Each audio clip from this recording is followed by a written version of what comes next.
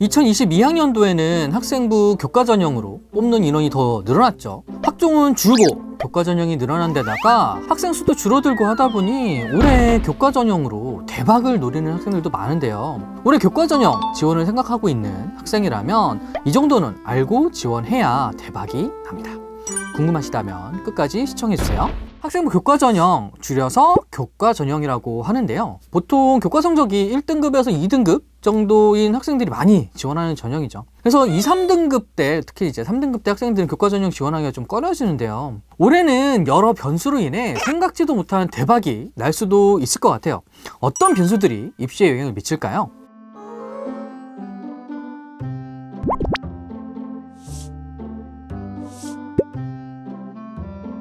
뽑는 인원이 많아진다는 게 교과 전형 지원에 무슨 영향을 미치냐, 어차피 공부 잘하는 애들이 다 합격할 텐데 이렇게 생각하고 있는 학생들이 있을 수 있는데요. 뭐 틀린 말은 아니죠. 뭐 어차피 교과 전형 자체가 뭐 교과 성적 좋은 학생들을 우선적으로 뽑겠다 이런 대학의 목표가 있는 거니까요. 그런데 이 교과 성적이 우수한 학생들도 많지만 그보다 더 많은 학생들을 대학에서 뽑는다면 어떨까요? A, B, C 대학이 있어요. A 대학에서는 학생부 교과 전형으로 1명을 뽑아요. 그리고 B 대학에서는 2명을 뽑고요.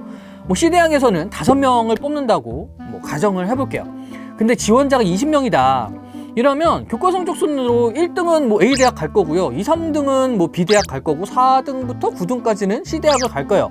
근데 갑자기 올해 A, B 대학에서 각각 5명씩을 뽑는데요. 거기다 C 대학은 5명을 그대로 뽑는다고 할 때 작년이랑 똑같이 20명이 지원하면 전년도에는 합격하지 못했을 5명이 이제 더 합격을 하게 되는 거죠. 더군다나 내신 성적은 이제 상대평가잖아요. 그래서 1등급은 4%, 2등급은 11%, 뭐 3등급은 23%뭐 이렇게 되는데 200명이면 8등까지가 1등급이잖아요. 그렇죠? 근데 학생 수가 줄어드는데 이제 계산을 좀 편하게 하려고 뭐 한 100명으로 줄어들었다. 그럼 1등급을 받는 학생들도 줄어들겠죠. 몇 명이죠? 4명이잖아요. 그렇죠? 그러니까 대학에서 더 많은 학생들을 교과 전형으로 뽑으려고 하는데 학생 수도 줄어들고 그에 따라서 1등급, 2등급 수가 줄어든다? 그러면 1등급이 아닌 학생들까지도 뽑을 수밖에 없다는 거예요. 특히 여러분들이 많이 걱정하는 이제 비교과 뭐 이런 거가 안 들어가는 학생 교과 전형이 있잖아요. 거기서 특히 이제 교과 성적 순으로 학생들을 뽑게 되면 이런 현상이 더 많이 벌어지겠죠. 물론 이제 여러분들이 가고 싶어 하시는 뭐 고려대, 뭐 연세대, 뭐 이런 대학들부터 성적이 크게 떨어지지는 않을 거예요. 근데 이제 이렇게 뭐 선호도 순으로 이렇게 내려가다 보면 어느 구간부터는 이제 우리가 설마 했던 예상치 못한 구간에서 대박이 날 수도 있겠죠. 빵꾸라고 하죠, 소위. 그 빵꾸라는 구간이 어디냐 이게 궁금하실 텐데 구독과 좋아요 눌러주셔서 구독자가 한 5만 명 이상이 되면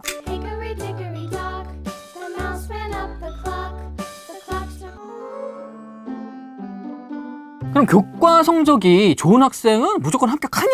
그것도 아니죠. 교과 성적을 반영하기도 하지만 이 수능 최저 학력 기준이라는 거를 대부분의 대학에서 걸어놓고 있기는 합니다. 그래서 교과 전형에 지원하려는 학생은 수능까지 반드시 준비하는 것이 좋아요. 특히 이제 앞서도 말씀드렸던 선호도 높은 대학에 지원을 희망하고 계시다면 이 수능을 꼭 준비를 하셔야죠. 특히 이 교과 전형으로 학생을 선발하는 14개 대학, 이제 15개 대학 중에 서울대는 교과 전형을 안 뽑으니까 14개 대학 중에 수능 최저 학력 기준이라는 걸 설정하고 있지 않은 대학은 5개예요. 동국대 학과장 추천 인재, 그 다음에 연세대 추천형, 그 다음에 이화여대 고교 추천, 그리고 한양대 지역균형 발전 올해 신설됐죠. 그리고 홍익대는 농어촌 전형이 있네요. 뭐 이런 대학들을 지원하려면 교과 성적이 정말 엄청 좋아야겠죠. 최저가 없으니까. 특히 이제 면접이나 서류 평가도 없는 한양대, 그쵸? 한양대 같은 경우에는 합격자 평균 등급이 무려 1등급 극초반인 곳도 있는 건 많이 알고 계시죠? 다른 대학들도 수능 최저나 면접 이런 조건들이 없으면 합격자 성적은 더 올라갈 거라고 예상이 됩니다. 앞서 말씀드린 5개 대학 외에 다른 대학들에서는 다 수능 최저 학력 기준이 걸려 있어요. 보통은 2개 합 5 혹은 3개 합 8 정도 이내로 걸려 있거든요. 근데 문제는 올해부터 수능이 문이과 통합이 되고 국어, 수학에서 과목을 선택하게 바뀜에 따라 예년과는 또 다른 수능 등급이 나올 수도 있다는 점인데요. 제가 또 여기서 얘기하기엔 너무 길어지니까 저희 진학사 입시전략연구소 우현철 소장님께서 또 올려주신 이 자료를 참고하시면 좋을 것 같습니다. 그래서 올해는 수능 최저 학력 기준을 맞출 수 있느냐 없느냐가 상당히 중요한 변수로 작용할 가능성이 높습니다. 그 외에도 학생부 교과 전형이지만 뭐 면접을 한다거나 뭐 서류 평가를 한다거나 뭐 이런 대학이면은 그 부분에서 여러분들이 경쟁력이 있어야 이제 지원을 해보실 수가 있어요. 뭐 앞서 말씀드렸던 대학 중에 이제 동국대 같은 경우에 학교장 추천 전형 같은 경우에는 교과 전형으로 올해 분류되긴 했는데 전년도까지만 해도 학생부 종합 전형이었거든요. 근데 올해 학생부 교과 전형이 되기는 했지만 1등급이랑 2등급 간의 점수 차이가 0.1점, 5등급까지 1점밖에 차이가 안 나요. 그럼 어디서 차이가 나겠다? 서류 평가에서 차이가 난다. 그래서 학생부 교과 전형이지만 교과 전형이 아닌 뭐 요런 부분이 있기 때문에 그런 경쟁력들을 꼭 판단하셔서 지원하셔야 된다라고 생각하시면 됩니다. 다들 잘 아시는 것처럼 올 고3부터 진로 선택 과목이 이제 등급이 아니라 A, B, C 등급 같은 이제 성취도만 나오죠. 그러다 보니 이제 대학에서도 이 진로 선택 과목을 어떻게 교과 성적에 반영해야 되나 고민이 많았어요. 그러다가 이제 결국 세 가지 정도로 이제 분류를 한 것 같아요. 첫 번째는 이제 정량적으로 반영하거나, 두 번째는 정성적으로 반영하거나, 세 번째는 아예 반영하지 않는 방향으로 바뀌었어요. 정량적으로 반영한다는 거는 성적에 이제 반영한다는 거죠. 대표적으로 뭐 고려대가 있겠네요. 그래서 고려대는 작년에 교과 성적을 이렇게 산출한다고 밝혔어요. 이걸 좀 더 자세히 설명한 게 아래의 내용이에요. 네, 복잡하죠. 이 복잡한 걸 또 간단히 얘기를 하면 등급이 나오는 과목은 그대로 반영한다.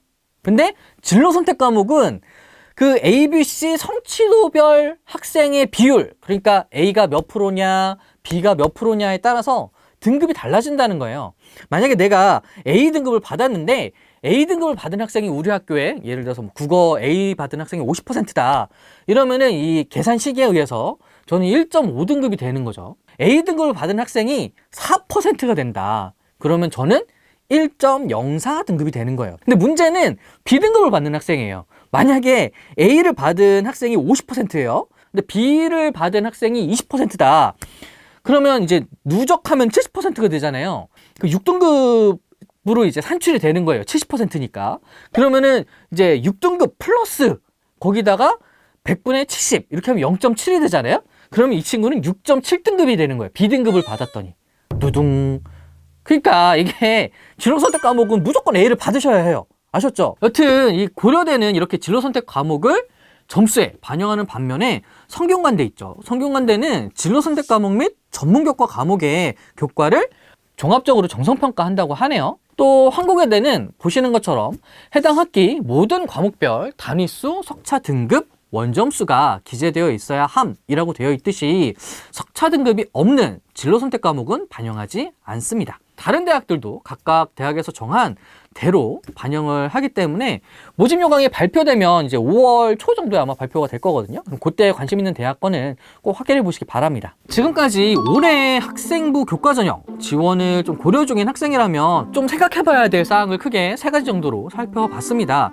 사실 제가 세 가지로 말씀드렸지만 그 외에도 학생부 교과 전형 지원하시려면 뭐 몇 과목을 반영하냐, 그다음에 면접 일정, 뭐 수능 전이냐 후냐, 전년도 경쟁률 뭐 이런 것들 다양한 요소들을 좀 살펴보셔야 되는데 그거는 다음에 저희가 수시 원서 접수 전에 그때 이제 준비하도록 하겠습니다. 네, 오늘 준비한 영상은 여기까지고요. 영상이 도움이 되셨다면 좋아요와 구독 부탁드립니다. 궁금하신 사항이 있으시면 댓글로 질문 남겨주세요. 고맙습니다.